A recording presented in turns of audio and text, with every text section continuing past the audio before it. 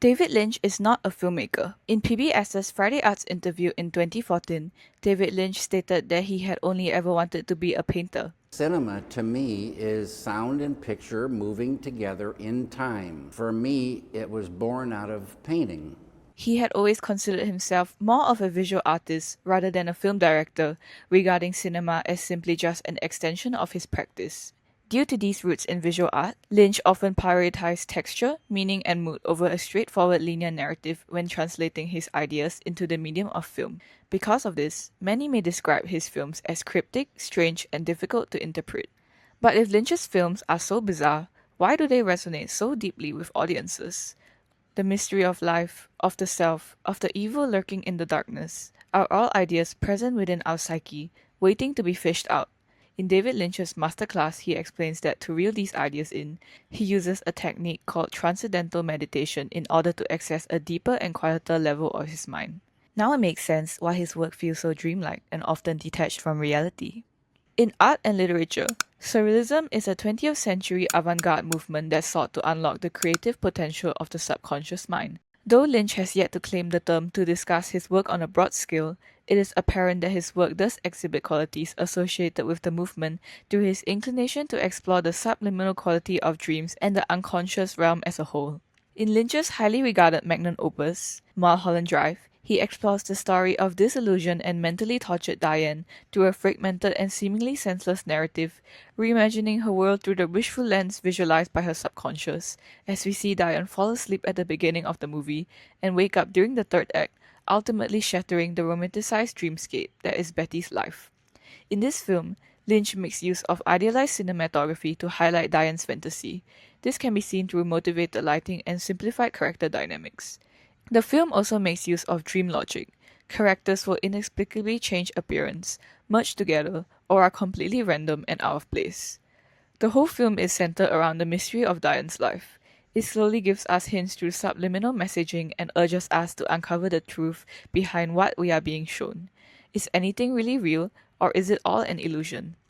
Meanwhile, Lynch's directorial debut, Eraserhead, provides us with a more explicit visualization of this concept, externalizing the subconscious through a disturbing and nightmarish universe.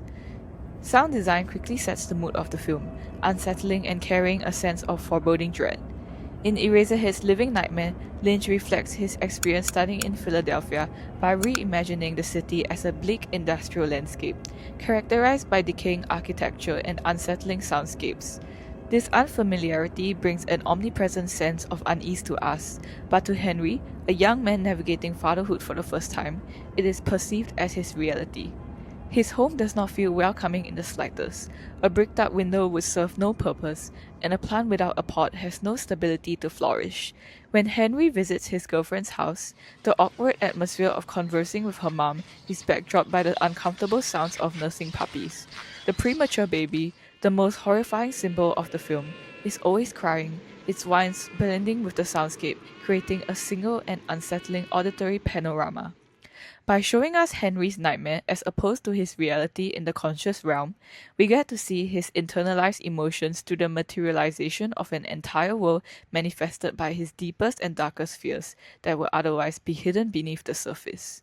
To put some of Lynch's techniques into practice, I tried out some shots in my grandma's house using an old Leica camera.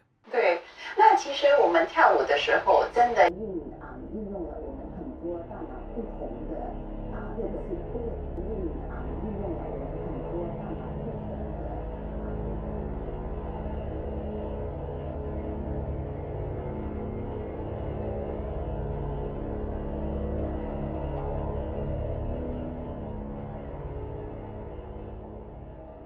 As you can see, I tried giving it a little twist by designing the soundscape to reflect a more unsettling atmosphere, something more akin to a lucid nightmare.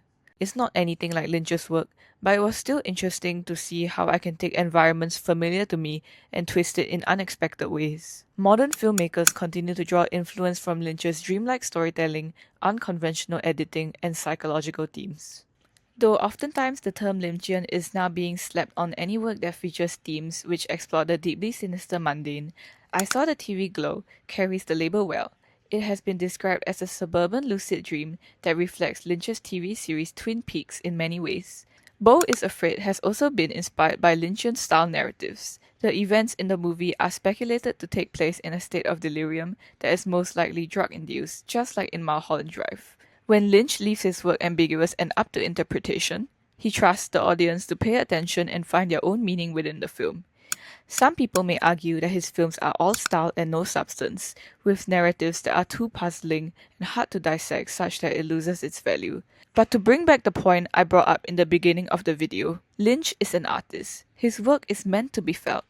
You aren't supposed to derive meaning from something that was never meant to be dissected. Cinema is a language.